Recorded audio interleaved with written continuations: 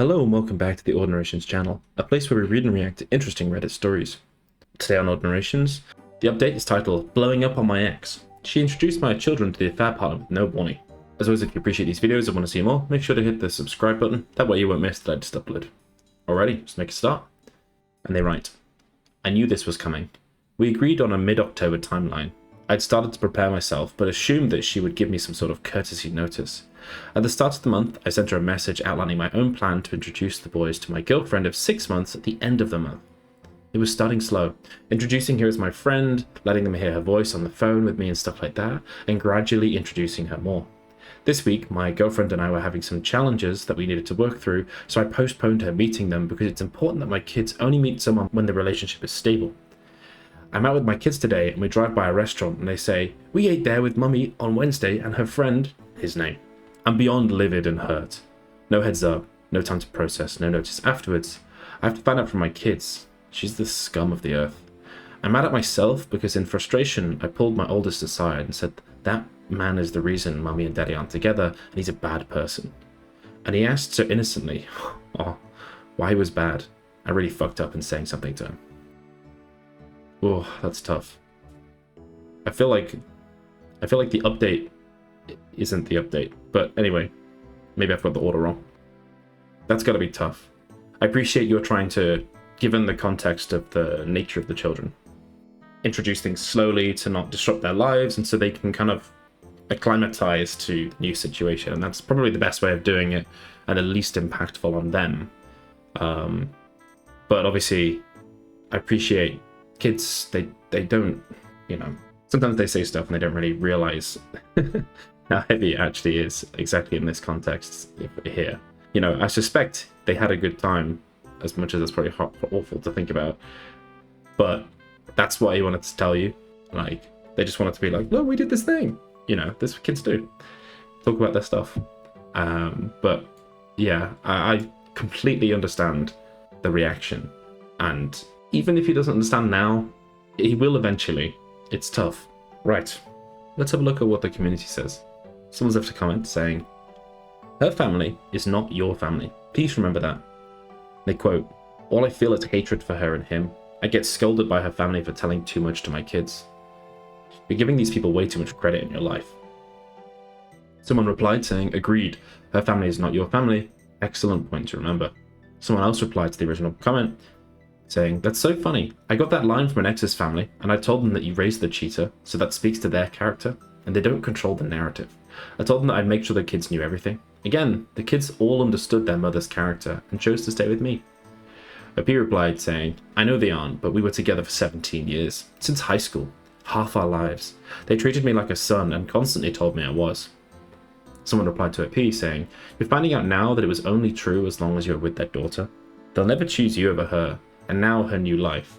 Time for you to accept it and act accordingly. Indeed. Someone else replied, saying, exactly. That's the thing I was saying to my brother. Her family is not your family. They care more about their daughter.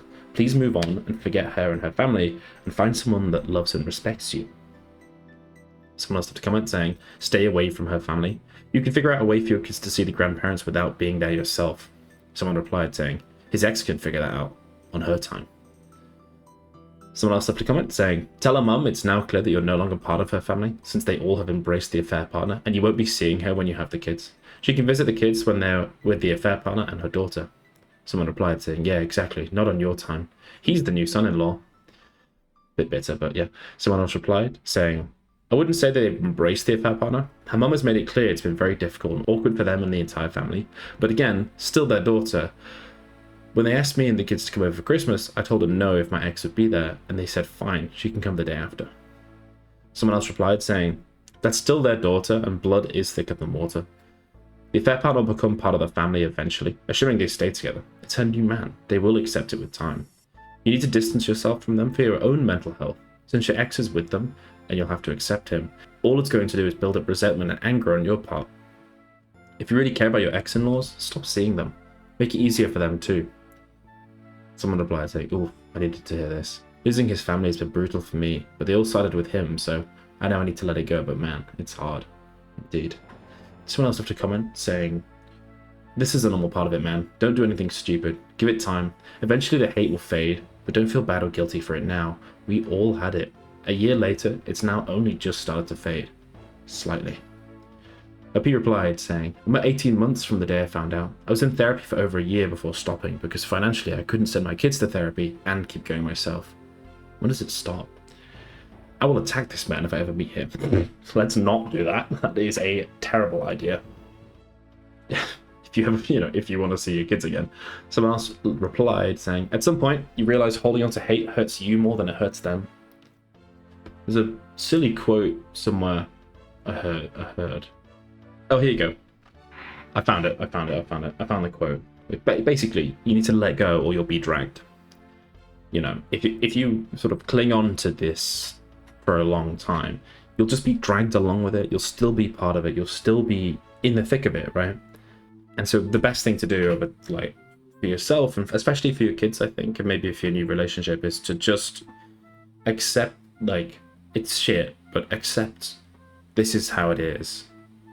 And sort of just deal with the new stuff. I know it's easier said than done, obviously. But focusing on looking after your kids, giving them the best life you can, to be honest, that's the best thing to do. But yeah. Let's continue. At some point, you realize holding on to the hate hurts you more than it hurts them. You decide letting what they did in the past ruin your day isn't worth it. You don't have to forgive, just let it go. There isn't any revenge you can delve out and get away with that is commiserate to the crime. So the best option is to say your piece one time and let God sort them out. This is the journey I'm working on anyway. Someone replied saying, I second this. I'm in a situation like this myself and violence isn't the answer. The only realistic option at this point is for OP to take his ex to court for full custody and drag it out, even if it's a losing battle. Someone else replied saying, see, this is the part you need to work on, OP. This hatred. It's not helping anybody, especially you. There are things you cannot control. For example, 1, your ex-in-laws. They're her parents. Even if they disapprove of her actions, which they probably do, they won't turn their backs on her. For 1, she's her daughter. 2, who knows what lies she might have fed them. And 3, if they make her choose, they might lose access to their grandchildren, which is never going to happen. Number 2, there's a lot of 1s and 2s in this guy's post. The affair partner and your kids, unless you can prove that he's dangerous to them, there's nothing you can legally do to prevent this. But the things you can control are 1, work on yourself, focus on you. They don't matter. Therapy, leave, read, A Cheater Gain a Life, and find other resources to help you cope. Friends, your family. If you need to distance yourself from her family, that's alright. Be cordial and that's it. You can drop off, no need to spend time with them if you feel their support is not genuine. With the ex, grey rock, no contact unless strictly speaking is necessary. If you need a co-parenting app, use it. There's no shame in this. Things might soften if and when you're ready later on. Number 2, time with your kids. Focus 1000% on them when you're together. Be the best dad you can be. Show them that no matter what, you are their father, but will always be there for them. It is okay to tell the truth about what happened, age appropriate, but refrain from bad-mouthing their mother. I'm sure you're already doing this. Just a reminder. Number 3, find ways to release some of this anger. Exercise, work out, punch a bank for 2 hours if you have to, but always, always, always keep your cool with your ex and affair partner, especially in front of your kids. Show them what a good, decent, respectable, loyal man who can exercise self-control is. They can't get that from him. So take pride in this. We get it, OP, it is difficult. The pain and hurt from something like this changes you, but you can't let it consume you. Life will suck for a while, but it won't suck forever. It will not happen in a day, so adjust your expectations. There is light at the end, and you will find it. Someone else left a comment saying, protect yourself and your kids. Focus. OP replied saying, I don't know how to protect my kids any more than I do. I don't want him near them, but I have zero control when they're with her. Someone replied saying, you're an awesome father. I'm not sure if you have court orders to protect yourself and your kids, but it's definitely a good idea to do so. I like that you can express your anger through writing and seeking support. Possibly think about the people who truly support you, respect you, and have your back. Stick with those people. Yeah, good point. Someone else left a comment saying, it sounds like you're really going through a tough time right now, and it's completely understandable to want to help and protect your mental and emotional well-being. Setting boundaries is a healthy step, and it's important to remember that while you have every right to know what's going on, ultimately your peace of mind and health should come first. It may feel challenging, but limiting your contact with your ex's family could help create that space you need to heal. While they've been part of your life, it's okay to acknowledge that they aren't your family, and you don't owe them the same emotional investment. If it feels right, you should consider blocking them on social media or politely letting them know that you prefer not to discuss your ex. As for the holidays, leaning on your own family and asking them to respect your boundaries could bring a sense of calm and support. It might be a good idea to focus on creating new traditions with your loved ones, especially for the sake of your children, and perhaps shifting where you spend the holidays. With 2025 approaching, it's a perfect time to focus on your own healing and well-being, one step at a time. Take care of yourself, and remember that you're allowed to prioritize your needs as you move forward. Fantastic finish. Fantastic finish. Yeah. Alrighty. What do you think OP should do? What would you do in OP's shoes? Let me know in the comments. As always, if you made it this far in the video, make sure to hit the like and subscribe. That way you won't miss the latest upload. It really helps out the channel. Thank you very much. Alrighty, we will have to finish there today. Thank you very much for listening, and I will see you in the next one. Bye-bye.